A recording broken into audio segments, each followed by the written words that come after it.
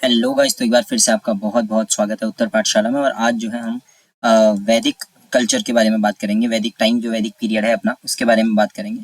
ठीक है, तो एंशियंट हिस्ट्री के अंदर अपना दूसरा लेक्चर ही होने वाला है। इससे पहले हम लोग अपना जो हड़प्पा सिविलाइजेशन है, जो मोहनजोदड़ो, हड़प्पा, कालीबंगा, धौलावीरा वगैरह वगैरह, इनके बारे में पढ़ चुके हैं। आज हम बात करेंगे वैदिक काल के बारे में, उत्तर वैदिक काल और इससे पहले ऋग्वैदिक काल। ठीक है, ऋग्वैदिक और उत्तर वैदिक काल, इन दोनों की बात आज करेंगे। ठीक है, तो आज का अपना जीएस का जो टॉपिक रहने वाला है वो रहेगा आपका एंशियंट हिस्ट्री। एंशियंट हिस्ट्री के अंदर दोस्तों आज हम बात करेंगे वैदिक काल के बारे में। अच्छा, वैदिक काल का जो पूरा एरा जो चलता है, टाइम माना जाता है, वो तकरीबन माना जाता है आपका 1500 बीसी से लेकर के 600 तक। ठीक है, मतलब ईशा पूर्व से लेकर के। अगर ऋग्वैदिक काल की इसमें स्पेसिफिकली बात करेंगे तो ऋग्वैदिक काल आपका माना जाएगा तकरीबन 1500 से लेकर के 1000 बीसी तक। ठीक है, और उसके बाद फिर अगर आप देखेंगे तो यहाँ पे आपका फिर 1000 से लेकर के 600 ईसा पूर्व तक उत्तर वैदिक काल आपका आ जाता है। ठीक है, ये पूरा कल्चर अपने आप में हड़प्पन सिविलाइजेशन के बाद का अपना काल रहा है। हड़प्पा सभ्यता के अंदर आपने देखा होगा कि हड़प्पा सभ्यता अपने आप में काफी नगरीय सभ्यता थी, मॉडर्न सिविलाइजेशन थी, काफी सारी अच्छी व्यवस्थाएं वहां थी। लेकिन उसके बाद भी माना जाता है कि हो सकता है पारिस्थितिकी असंतुलन रहा हो, बाढ़ या सूखा ऐसा कोई कारण रहा हो, या हो सकता है उनके कृषि उत्पादन में कुछ कमी आ गई हो। ये कुछ कारण रहे हो सकते हैं जिसकी वजह से हड़प्पा सिविलाइजेशन का या हड़प्पा सभ्यता का पतन हो गया। और फिर हम बात करते हैं वैदिक कल्चर के बारे में। वैदिक काल आता है जिसमें ऋग्वैदिक और उत्तर वैदिक दो काल आते हैं। अब मेजरली हुआ ये है कि ऋग्वैदिक काल और उत्तर वैदिक काल में अगर आप देखेंगे तो यहाँ ऋग्वैदिक और यहाँ उत्तर वैदिक काल अगर आप ऐसे देख लें तो इसमें होता ये है गाइस कि जो ऋग्वैदिक काल है वहाँ सभा है, समिति है, ये सभी कुछ चल रहा है व्यवस्था के नाम पर, सभा समिति। और फिर धीरे धीरे आप देखेंगे जैसे उत्तर वैदिक काल की तरफ शिफ्ट होगा तो होगा क्या, यहाँ बार्टर सिस्टम चल रहा है, लोग कृषि कर रहे हैं, आपस में वस्तु विनिमय चल रहा है ऋग्वैदिक काल में। और उसके बाद धीरे धीरे कृषि से अधिशेष बचना शुरू हो गया। और जब एक्स्ट्रा बचने लगेगा तो फिर क्या हो जाएगा, फिर व्यापार शुरू हो जाएगा, तो लोग व्यापार में आने लगे। व्यापार में आएंगे, इन दोनों में गोत्रा सिस्टम आपका प्रचलित है तो गोत्र पद्धति चल रही है।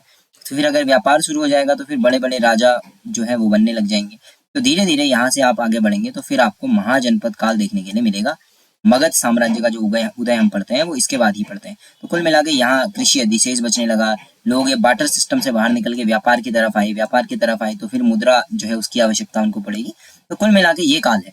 हालांकि हमें इनकी हिस्ट्री के बारे में नहीं पूछा है, इसमें से कुछ स्पेसिफिक वर्ड या शब्द आपसे पूछेगा जो इंपॉर्टेंट है। आज के इस लेक्चर में लगभग पूरा वैदिक काल आपका कवर हो जाएगा। ठीक है, मेजरली ये माना जाता है आर्य जो अपनी आर्य सिस्टम है, आर्य सिस्टम जिसको हम कहते हैं, माना जाता है कि आर्य जो है उन्होंने भारत पे हमला किया था। ठीक है, ओरिजिनली आर्य का जो कंसेप्ट है अब तो हिस्ट्री में इतना डोमिनेंट रहा नहीं। अब आर्य सिस्टम या आर्य जो लोग आए थे, आर्य आक्रमण, इस वाले सिस्टम को लगभग नकार दिया गया है हिस्टोरियंस की तरफ से, क्योंकि इसके अलावा भी काफी साक्ष्य मिल गए हैं। पर जो पुराने हिस्टोरियंस हैं उन्होंने कहीं ना कहीं आर्य पद्धति को माना है, कि आर्य सिद्धांत को माना है।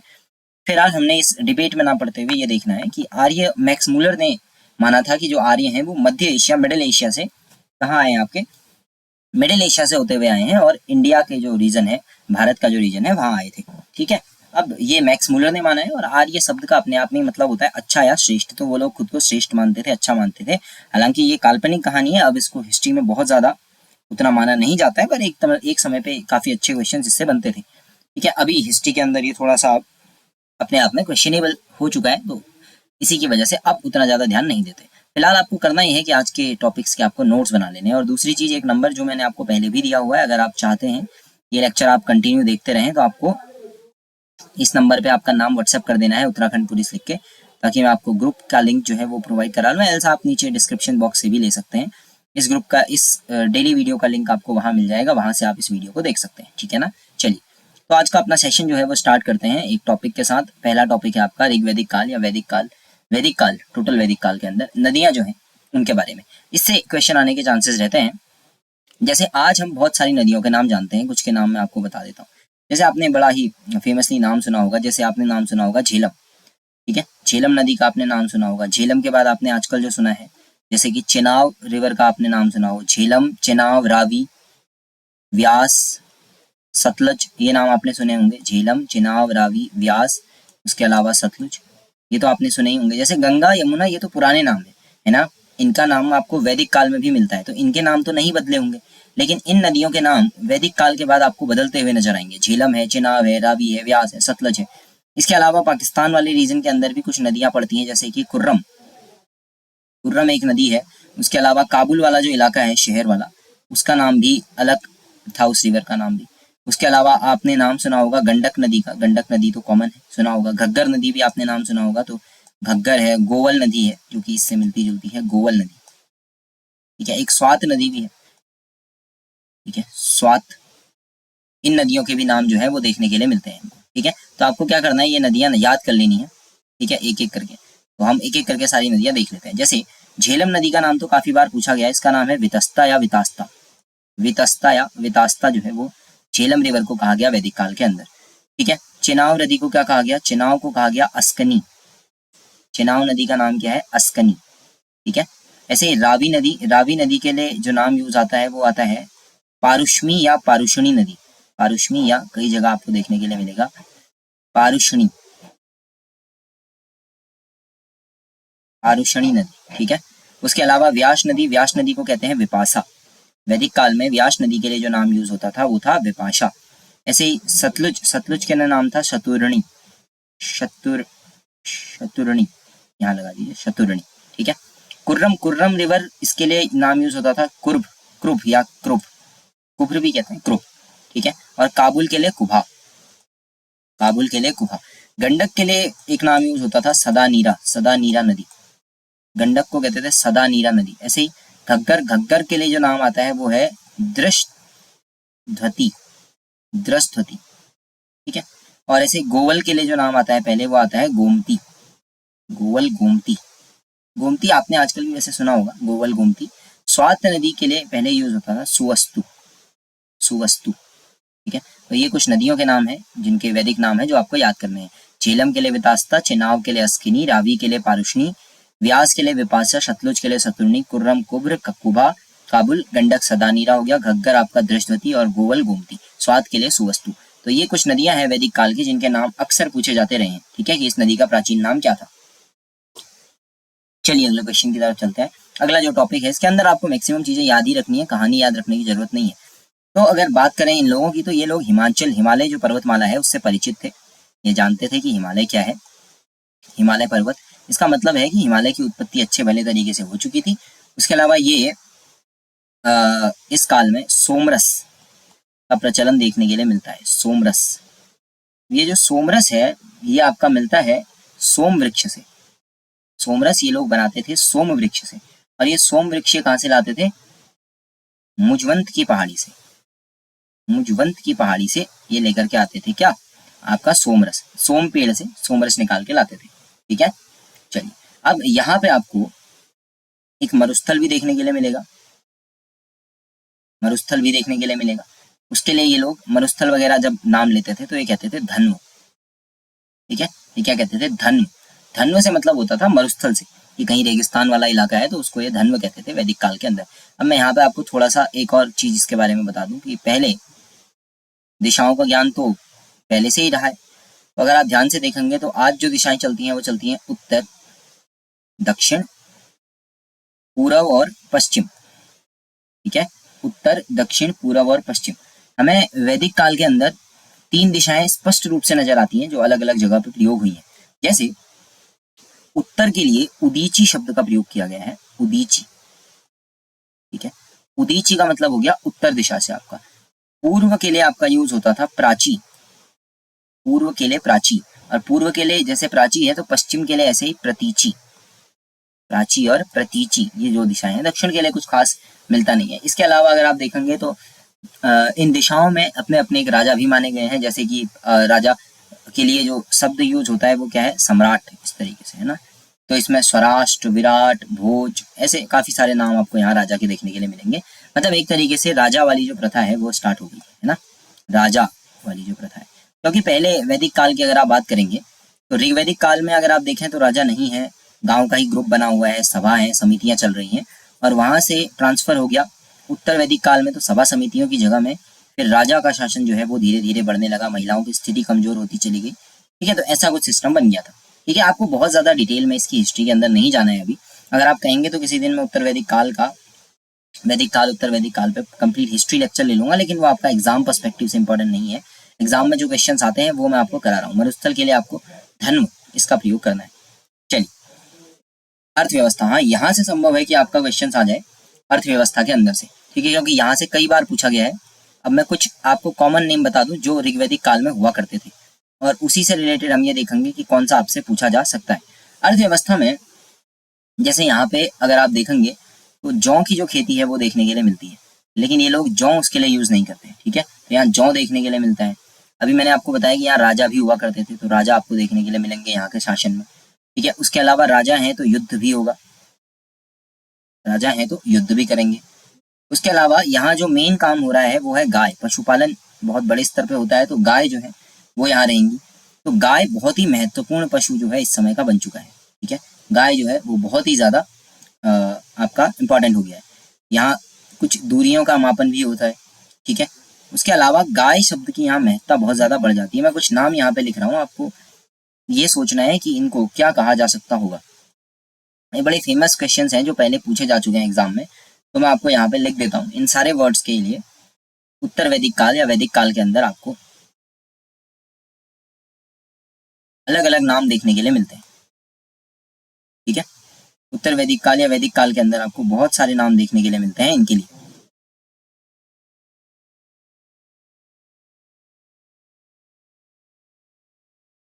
चलिए,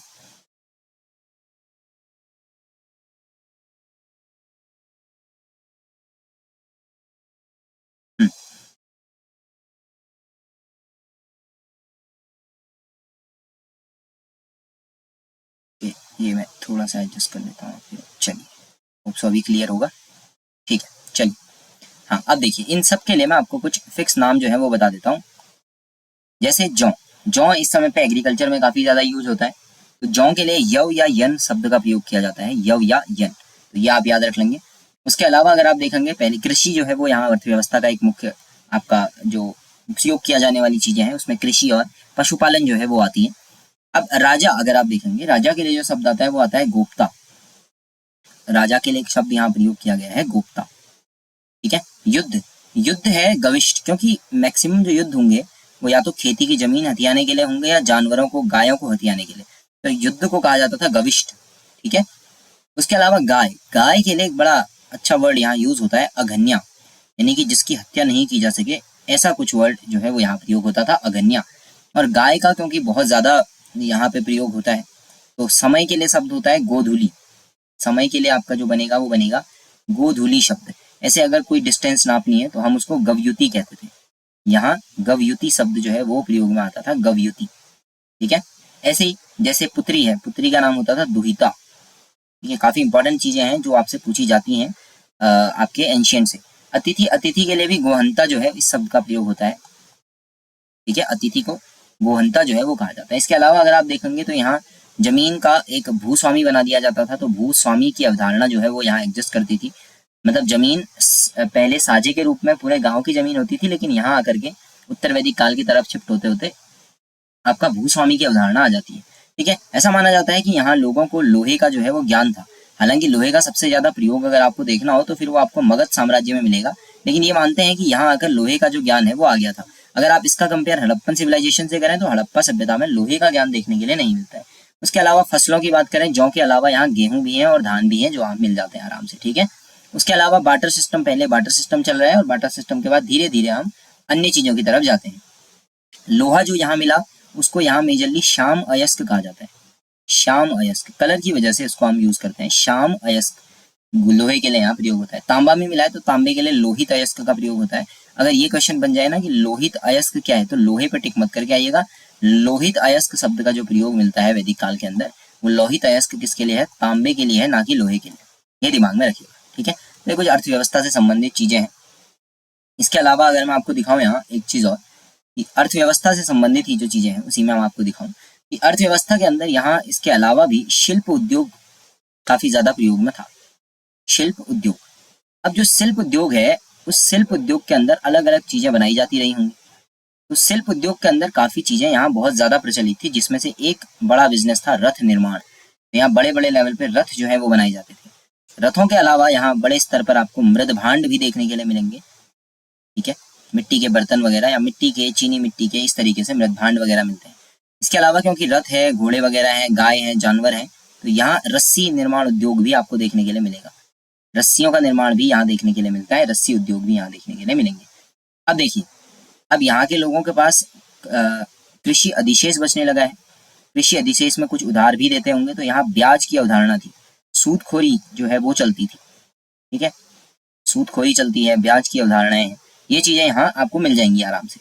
ठीक है, उसके अलावा ये माना जाता रहा, क्योंकि ये आर्य जो है वो गौ पालन करते थे, तो कुछ लोग ऐसे भी होंगे ना जो गौ पालन नहीं करते हैं, चोरी चकारी करते हैं, डकैती करते हैं, उन लोगों को नाम दिया गया था यहाँ पाणी। पाणी वह समूह है जो अनार्य समूह है।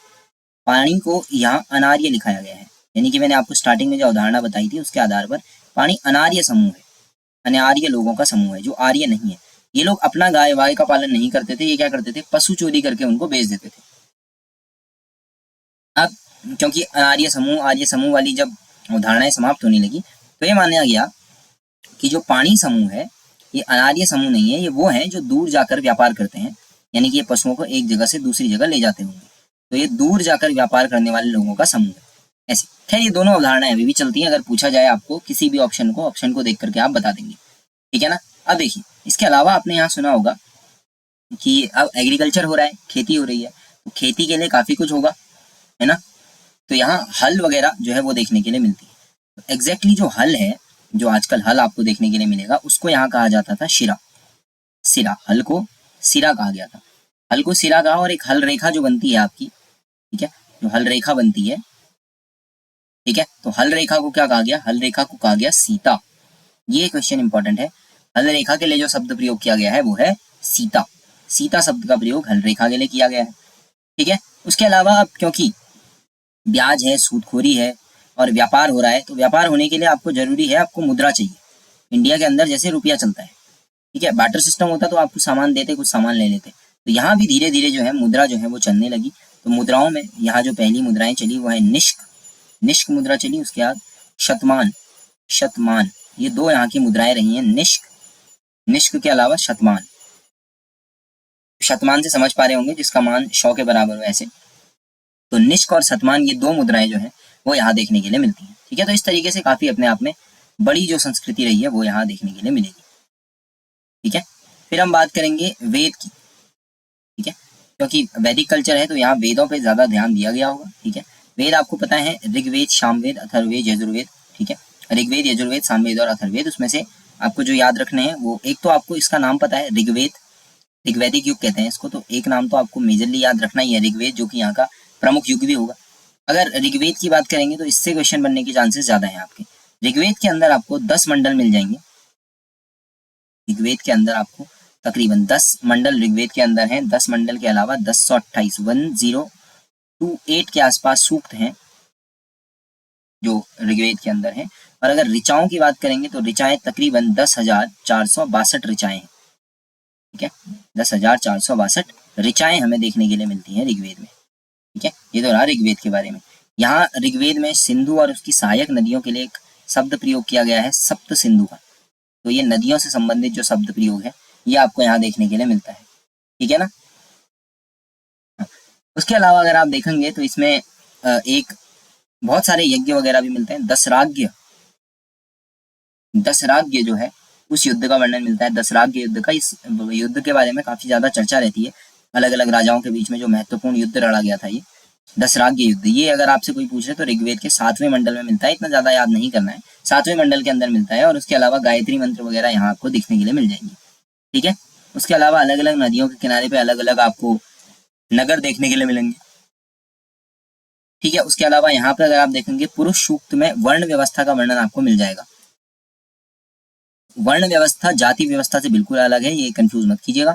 वर्ण व्यवस्था में आपको 4 वर्ण जो है, ब्राह्मण, क्षत्रिय, वैश्य, शूद्र, ये 4 वर्णनों का जिक्र आपको ऋग्वेद के अंदर देखने के लिए मिलेगा, उसके 10वें मंडल के अंदर। ठीक है, पुरुष सूक्त करके जो सूक्त प्रथा है, 1028 में से पुरुष सूक्त करके जो सूक्त है उसमें आपको 10वें मंडल में जो है ये व्यवस्था देखने के लिए मिलती है।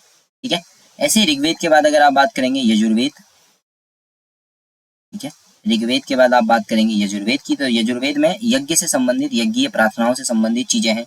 यजुर्वेद जो है आपका गद्य और पद्य दोनों में आपको देखने के लिए मिलता है। और उसके अलावा सामवेद की बात करेंगे तो सामवेद के बारे में आपने जो सुना होगा वो ये कि ये आपको पद्य में देखने के लिए मिलेगा, इसे गाया जाता है, ठीक है ना, मतलब उच्चरित किया जाता है। इसको भारतीय संगीत का जनक भी माना जाता है सामवेद को, ठीक है। लगभग 1549 के आसपास इसके अंदर मंत्र जो है वो माने जाते रहे, ठीक है ना। इसी में मैं आपको उपनिषद, महापुराण और वेदांग इनके बारे में बता देता हूँ।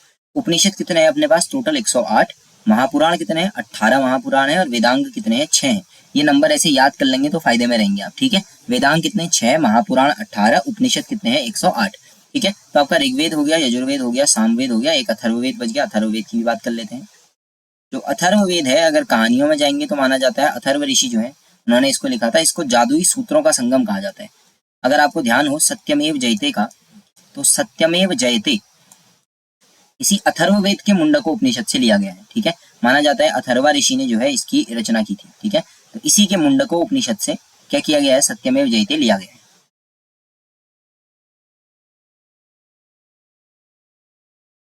चलिए अब आगे देखिए,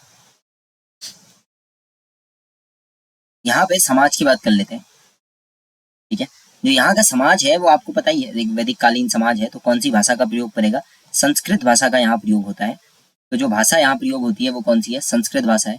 अब यहाँ कई बार क्वेश्चन उठता है कि समाज कैसा है, तो समाज यहाँ क्लियर पितृ प्रधान समाज है। पितृ सत्तात्मक समाज भी जिसको आजकल हम कहते हैं, पितृ प्रधान समाज है, ठीक है। और अगर देखा जाए तो ऐसा माना जाता है कि यहाँ स्त्री शिक्षा की व्यवस्था थी, क्योंकि स्त्री शिक्षा के उदाहरण आपको यहाँ देखने के लिए मिलेंगे। स्त्री शिक्षा दी जाती थी ऐसा माना जाता है।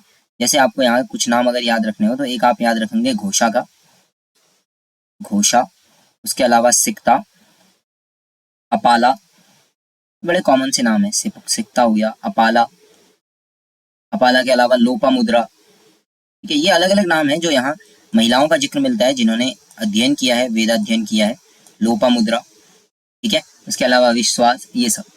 एक चीज और मानी जाती है कि समाज में उस समय जैसे आज जो कुप्रथाएं हैं उनमें से बाल विवाह की जो कुप्रथा है वह देखने के लिए नहीं मिलती है। बाल विवाह की कुप्रथा देखने के लिए नहीं मिलती है।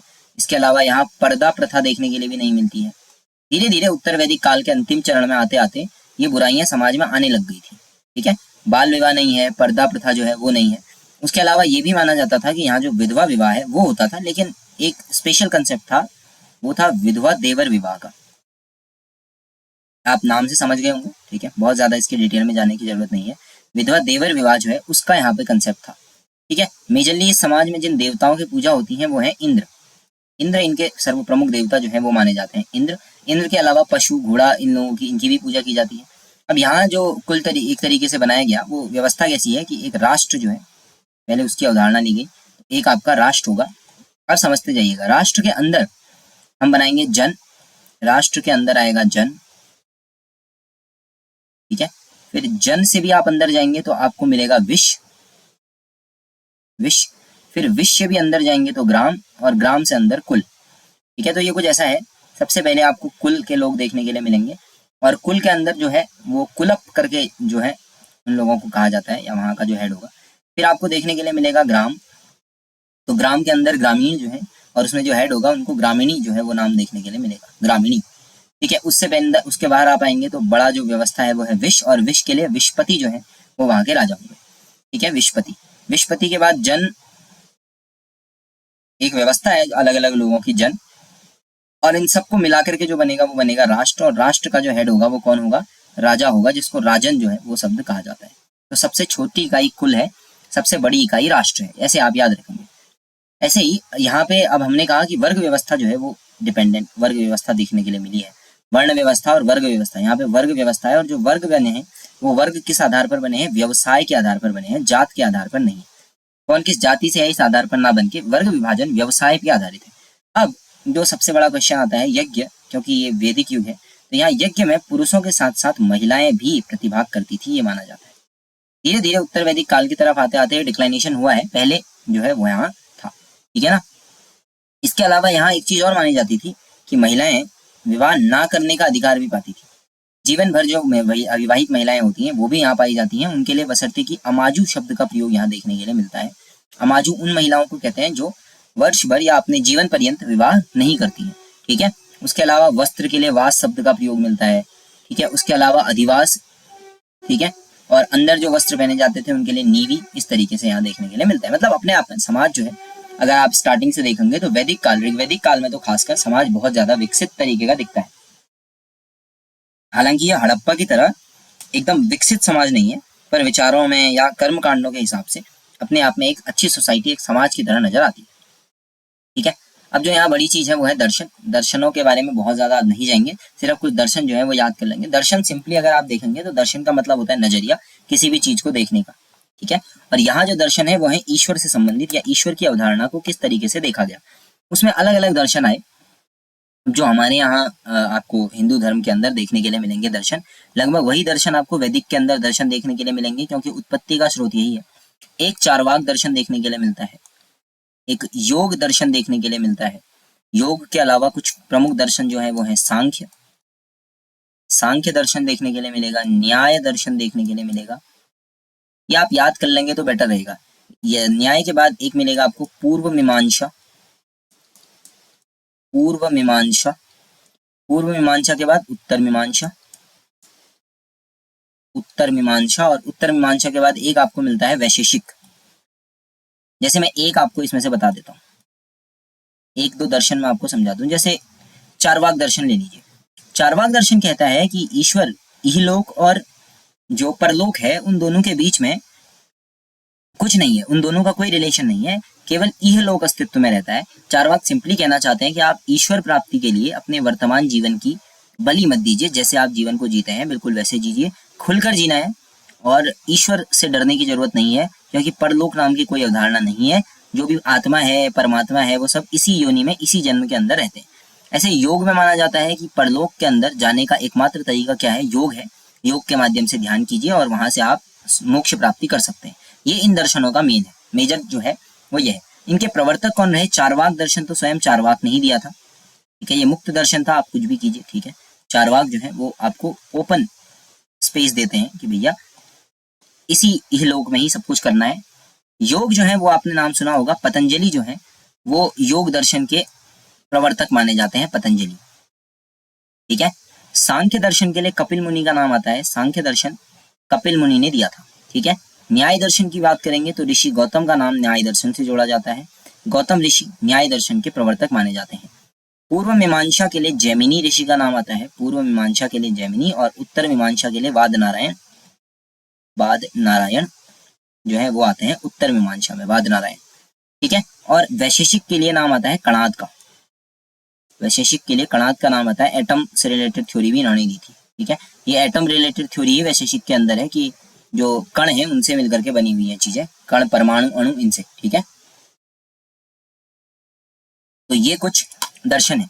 अच्छा, एक क्वेश्चन और है, अभी उपनिषदों के बारे में पढ़ा, सबसे प्राचीन उपनिषद कौन सा है? तो आप याद रखेंगे बृहदारण्यक उपनिषद जो है ये सबसे प्राचीन उपनिषद है, बृहदारण्यक, ठीक है ना। चलिए, उसके अलावा देखिए जो आपके वेद हैं उनके ऊपर ब्राह्मण ग्रंथ लिखे गए अलग अलग। तो मैं 4 वेद जो है उसके अलावा बात कर लेंगे। जैसे ऋग्वेद है, उसके अलावा सामवेद है, ठीक है, सामवेद है, यजुर्वेद है और अथर्ववेद है। इनके ऊपर कुछ ब्राह्मण ग्रंथ जो है वो लिखे गए हैं, उनके नाम आपको याद रखने। जैसे ऐतरेय ब्राह्मण या ऐतरेय ब्राह्मण जो है वो ऋग्वेद के ऊपर लिखा गया है, ऐतरेय ब्राह्मण।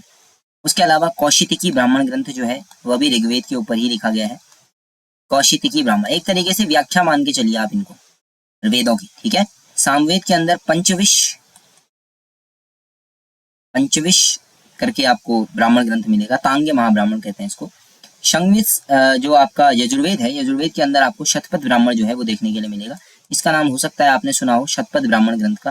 ये सबसे प्राचीन और सबसे बड़ा ग्रंथ है, ठीक है। ब्राह्मण ग्रंथ में शतपथ सबसे बड़ा और सबसे प्राचीन ग्रंथ है।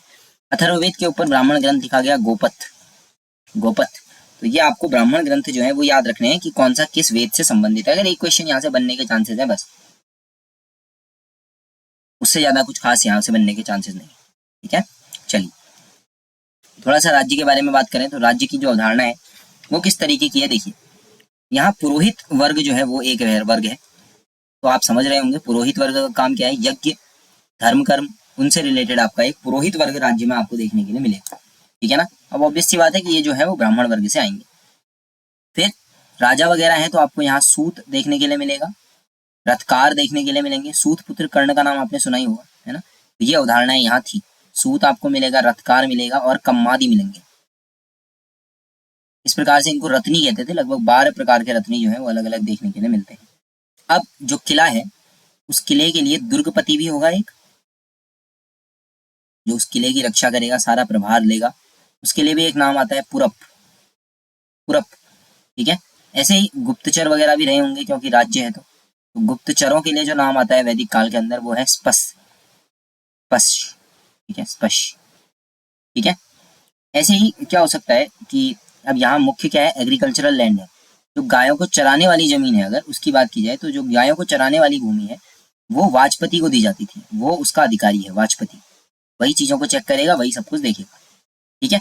अब ऐसे ही चोरी वगैरह भी हो रही है तो उनके लिए भी जो है पुलिस की तरह भी व्यवस्था की जाएगी। तो उनकी जो व्यवस्था की गई वो की गई उग्र, उग्र मतलब पुलिस वगैरह वाले, एक तरीके से आप इस तरीके से समझ लीजिए। अब यहाँ पे दो कंसेप्ट देखने के लिए मिलते हैं, सभा और समिति, जो मैंने आपको स्टार्टिंग में बताया। सबसे सिंपल तरीका इसको समझने का क्या है वो समझ लीजिए। सभा और समिति, सभा के अंदर विशिष्ट लोग बैठेंगे, श्रेष्ठ लोग बैठेंगे या संभ्रांत लोग बैठेंगे। और समिति में कौन बैठेंगे, जो सामान्य जनता है वो बैठेगी। दोनों की बैठक होगी, सभा और समिति की, ठीक है ना। अब इनमें जो अध्यक्ष होंगे उनका क्या नाम होगा, उनको कहा जाएगा ईशान। अध्यक्ष जो है वो कौन होंगे, ईशान जो है वो आपके अध्यक्ष होंगे, प्रेसिडेंट होंगे। और सभा में श्रेष्ठ लोग बैठेंगे, समिति में सामान्य जन जो है, वहां की सामान्य जनता जो है वो आपकी किसके अंदर बैठेगी, वो आपकी समिति में बैठेगी, ठीक है। तो ये सभा और समिति का कंसेप्ट देखने के लिए यहाँ मिलता है। तो इस तरीके से राज्य व्यवस्था जो है वो चलाई जाती थी। ईशान जो है वो एक तरीके से राजा मान के चलिए आप। फिर पुरोहित वर्ग आ जाएगा, रथ वगैरह से रिलेटेड लोग आ जाएंगे, गुप्तचर आ जाएगा, ठीक है। गुप्तचरों के लिए जो वर्ग है वो है स्पश, दुर्गपति आ जाएंगे पुरप करके, वाजपति आ जाएंगे जो जमीन वगैरह देख लेंगे, उग्र पुलिस वाले जो है वो आ जाएंगे। इस तरीके से राज्य की अवधारणा जो है वो यहाँ काम करती है, ठीक है ना। फिर कुछ ऋग्वैदिक देवता जो है वो देख लीजिए, क्या पता पूछ रहे हैं आपसे। जैसे एक नाम आपको मिला इंद्र, इंद्र के बारे में तो आपको पता ही होगा, देवराज इंद्र। ये किसके देवता हैं, युद्ध और वर्षा के देवता हैं, ठीक है, युद्ध और वर्षा के। ऐसे अग्नि, अग्नि का नाम भी आपने सुना होगा, और अग्नि तो हवन कुंड से आपको पता ही है। अगर यहाँ हवन कुंड होते हैं तो अग्नि का प्रयोग होता है। इसका मतलब अग्नि जो है इनको एक तरीके से प्रयोग किया जाता है उन देवता के रूप में जो मनुष्यों और अन्य देवताओं के बीच का संबंध बनाते हैं। मनुष्य और अन्य देवताओं के बीच में रिलेशन बनाने का काम अग्निदेव का है, इसीलिए हवन में अग्नि को जो है वो प्रज्वलित किया जाता है, ठीक है। फिर अगले वरुण, वरुण देव का जिक्र भी वेदों में आता है। और वरुण एक तरीके से कहा जाए तो ये पानी या समुद्र से संबंधित है, समुद्र से रिलेटेड है। तो इनको पृथ्वी के नियामक जो है उसका भी माना जाता है, सत्य का देवता भी इनको माना जाता है। एक देवता है ध्यौ, ये ध्यौ आपने नाम सुना होगा, ओम ध्यौम शांति, इस तरीके से। ध्यौ शब्द का जो प्रयोग है ये सबसे प्राचीन देवता के रूप में माना जाता है। और ध्यौ एक तरीके से आकाश के लिए प्रयोग किया जाता है। ध्यौ शब्द का प्रयोग आकाश के लिए होता है और ये सबसे पुराने देवता या प्राचीन सबसे पुराने माने जाते हैं। ऐसे ही सोमरस का आपने नाम सुना, यहाँ सोम देवता जो है उनका भी पूजन होता था। और सोम जो है ये वनस्पतियों से संबंधित है, ठीक है। ऐसे उषा, उषा जो है ये आपकी प्रगति है, उत्थान, इन चीजों से रिलेटेड, ठीक है, उषा। ऐसे ही एक नाम आता है आश्विन, एक नाम आपका आएगा आश्विन।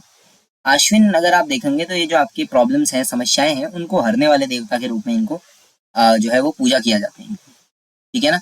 ऐसे ही विष्णु जो है वो पूजे जाते रहे हैं। विष्णु, विष्णु का आप सिंपली समझ सकते हैं पालनकर्ता जो है उनके रूप में, या दुनिया की जो संरक्षक है उनके रूप में विष्णु का पूजन यहाँ होता है।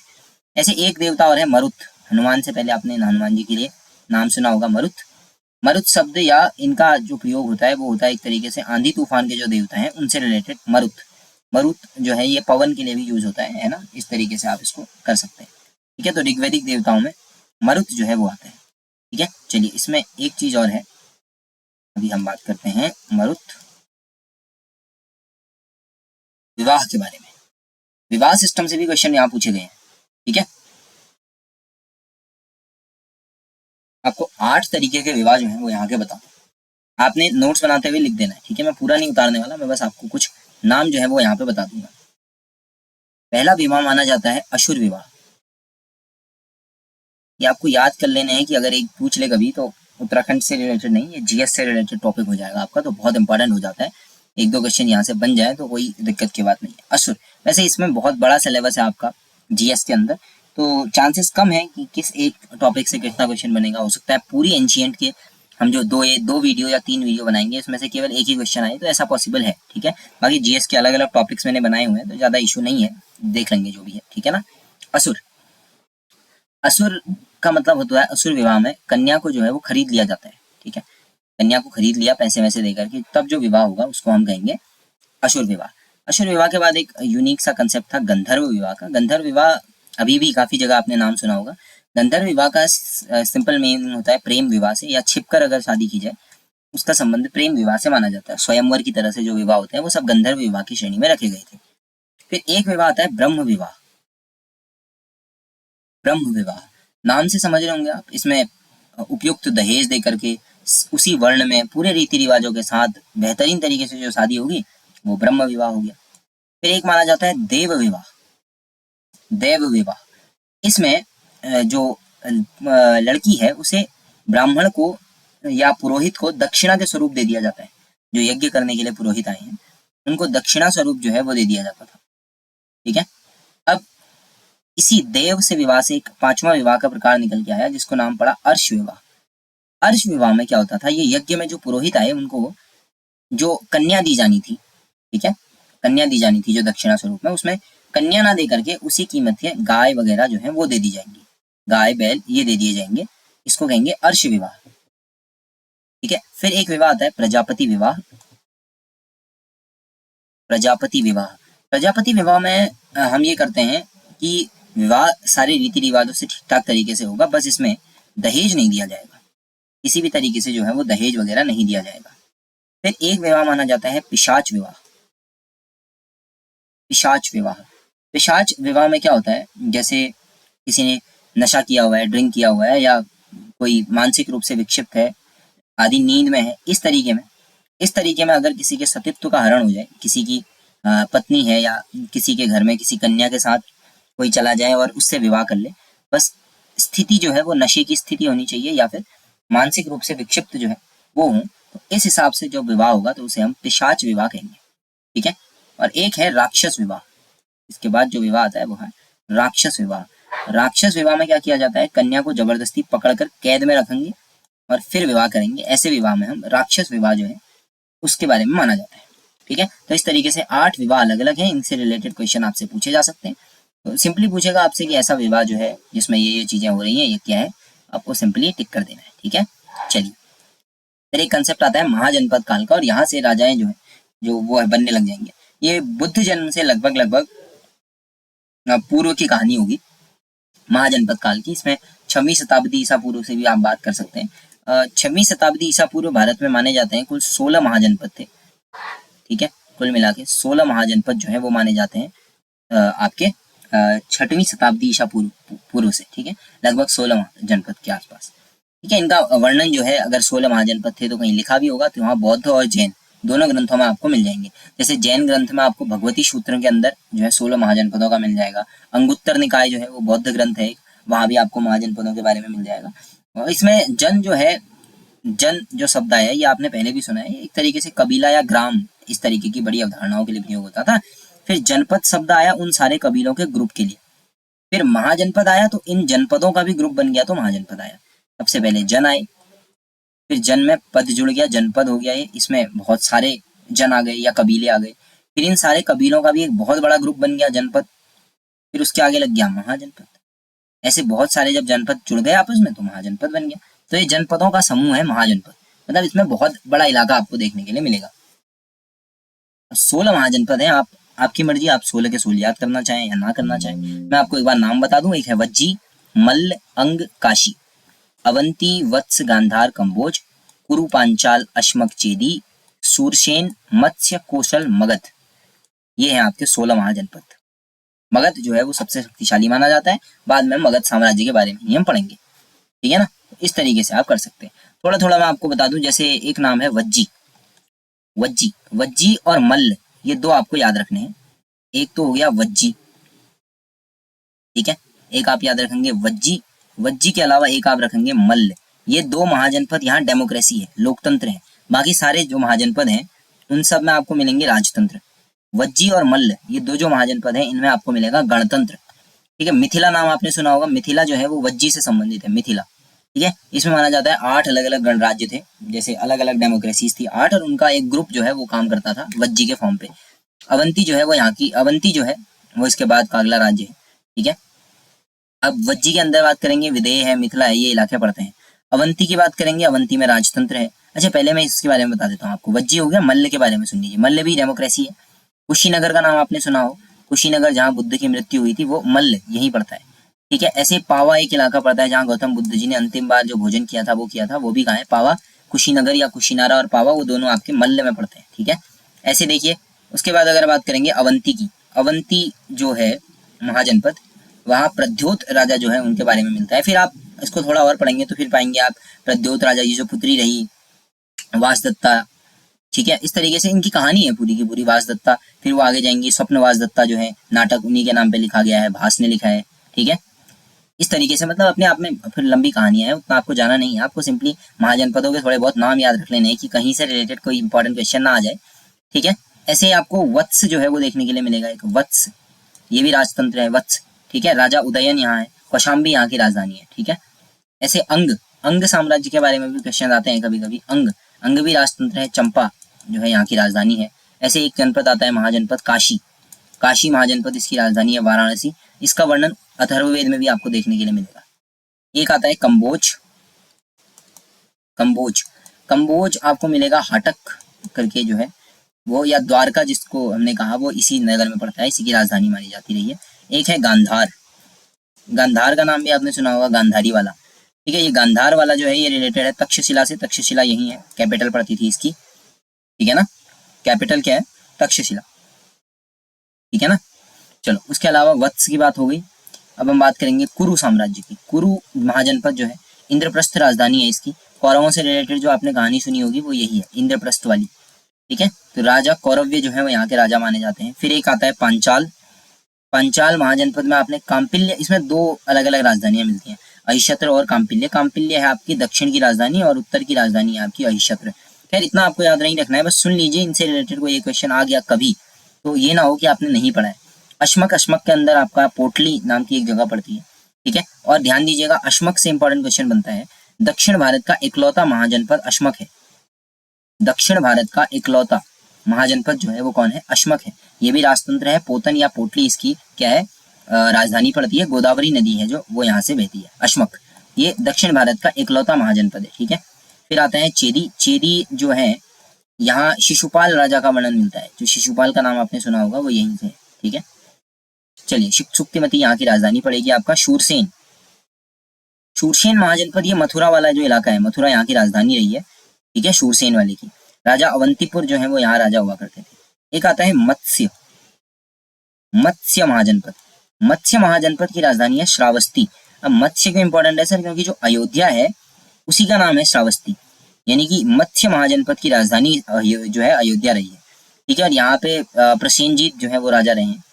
फिर एक आता है लास्ट आपका मगध, मगध की राजधानी जो है वो पाटलिपुत्र रही है, जिसका पहले नाम है गिरिव्रज, और ये काफी शक्तिशाली साम्राज्य है, इसके बारे में अब हमें पूरा पढ़ना है।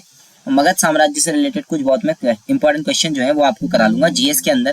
ये मान के चलिए एंशियंट हिस्ट्री आपकी खत्म हो गई है। अब जो महाजनपद वगैरह वाला है इसके बाद वाला, जिसमें हमें बात करनी होती है आपकी मगध साम्राज्य की, उसके बाद अन्य साम्राज्यों की, वहां से हम एमसीक्यू वाला जो टॉपिक है उसमें निपटाएंगे।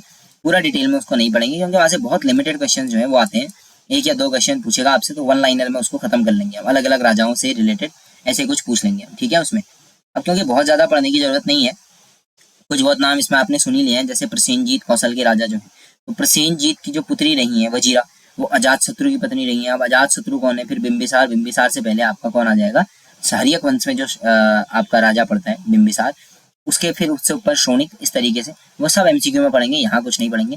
यहाँ इतना हमने पढ़ लिया एंशियंट से और काफी सारे क्वेश्चन जो है वो कर लिए, तो इस तरीके से अपने लगभग आज का अपना पूरा टॉपिक कवर कर लिया है। ठीक है, तो बहुत ज्यादा टेंशन नहीं है, अपना जो जीएस का हिस्ट्री वाला पोर्शन है एंशियंट का वो लगभग खत्म हो गया है। अब जो अलग से क्वेश्चंस बनते हैं इसके अलावा वाले वो हम अलग से देख लेंगे। ठीक है, वैदिक ऋग्वैदिक वाला अपना खत्म हो गया है, महाजनपद काल वगैरह, हड़प्पा वगैरह, जिससे इंपॉर्टेंट क्वेश्चन आते हैं तो अब अपने पास जो बच गया वो राजा वगैरह बच गए हैं, वहां से क्वेश्चन आने के चांसेस कम है। आएंगे भी तो हम एक वीडियो में लगभग सारे इंपॉर्टेंट क्वेश्चंस कवर कर लेंगे वहां से, जो कि हम इस 10 बजे वाले टाइम के अलावा किसी और टाइम में करेंगे, किसी दिन 8 बजे लाइव कर लेंगे, इस तरीके से उसको वहां खत्म कर लेंगे। अगला टॉपिक क्या करना है कमेंट में बता दीजिएगा कि आप क्या चाहते हैं, ज्योग्राफी की जाए, हिस्ट्री ही की जाए अगली मॉडर्न या मिडिवल में, या फिर आप कहते हैं पॉलिटी करनी है तो हम पॉलिटी का कवर कर लेते हैं कोर्स फटाफट से। अगर आप कहते हैं इकोनॉमिक्स कर लीजिए तो इकोनॉमिक्स भी कर लेंगे, जो भी आप एक जीएस का सब्जेक्ट बोलेंगे वो कमेंट में मुझे बता दीजिएगा। बाकी होप सो वीडियो गाइस आपको पसंद आई होगी, और उसके अलावा ये आपको नंबर है व्हाट्सएप का जिसमें आपको आपका नाम और उत्तराखंड पुलिस लिख के भेजना है। तो होप सो गाइस वीडियो आपको पसंद आई होगी। Thank you, till next video.